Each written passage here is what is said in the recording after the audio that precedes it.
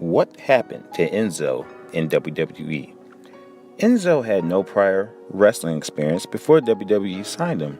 He got into WWE after training with Joe DeFranco in 2012.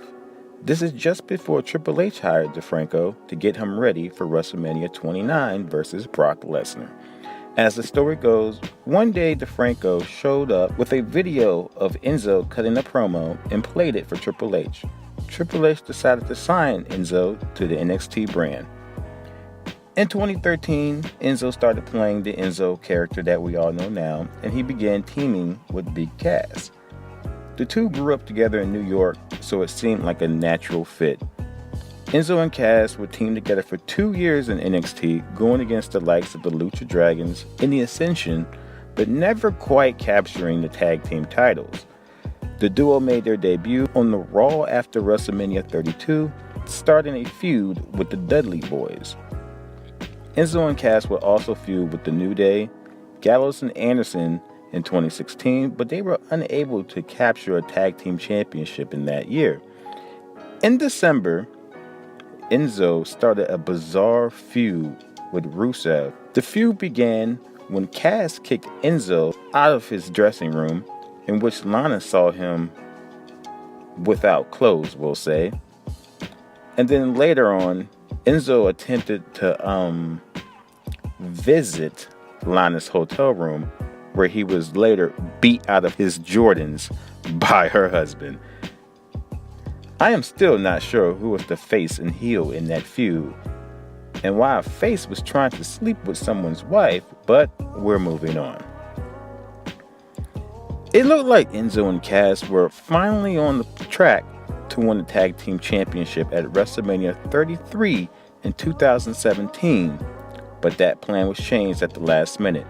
WWE came to terms with the return of Jeff Hardy and Matt Hardy, who won the titles in their return match at WrestleMania.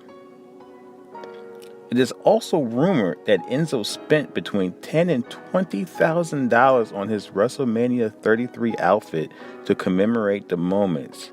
Yikes. But you can't hate the player, you gotta hate the game. The weirdness doesn't stop with the Enzo character there. For some odd reason, Enzo and Cass would then begin feuding with each other. For weeks after weeks, Enzo would get attacked from an unknown assailant. And the big reveal was, it was Cass attacking him all along. But why would Cass pretend not to know who did it, when he's way bigger than Enzo? Never mind. Cass would then get injured in the match between the two on the Raw. And yeah, what happened to Big Cass coming soon? With Cass out of the way, WWE chooses to move Enzo to the Cruiserweight division to start a feud with the then champion Neville. Neville won the title on the pre-show of SummerSlam, but at the very next pay-per-view, he would drop it to none other than Enzo himself. The reasons for adding Enzo to the division were seemingly totally ratings-based. He spent almost all of his time in WWE and NXT in a tag team.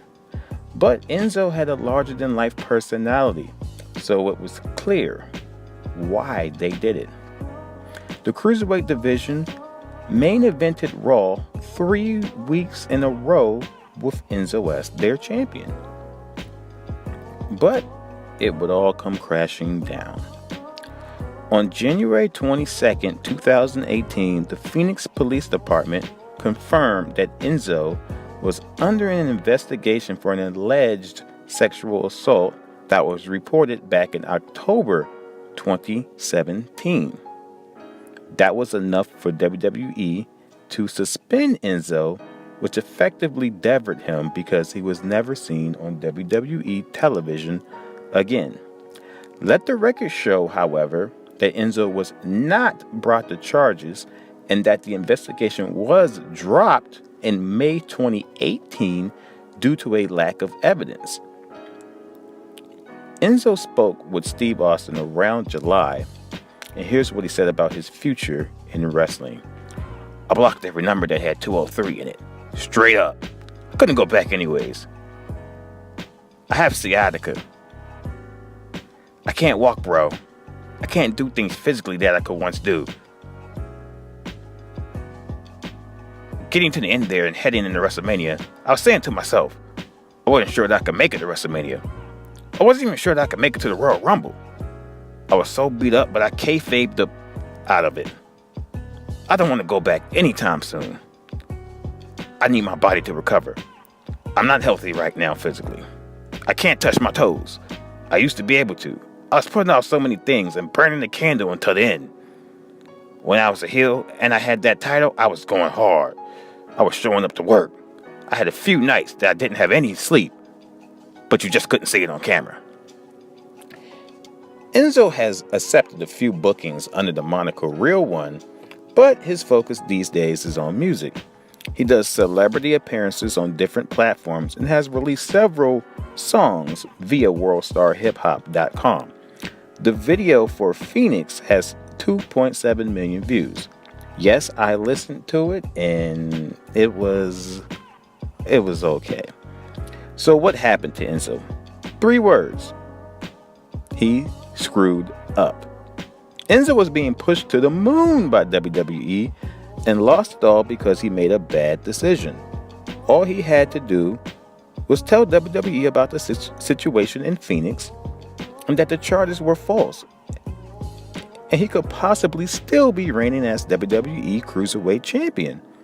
Instead, he decided to wait until it came out on his own, and many times in our society, the truth does not matter when the lie is reported on TMZ first. Had Enzo jumped out in front of the situation, it likely wouldn't have ended his career in the WWE. Hopefully, the Real One bounces back somewhere in the world of entertainment.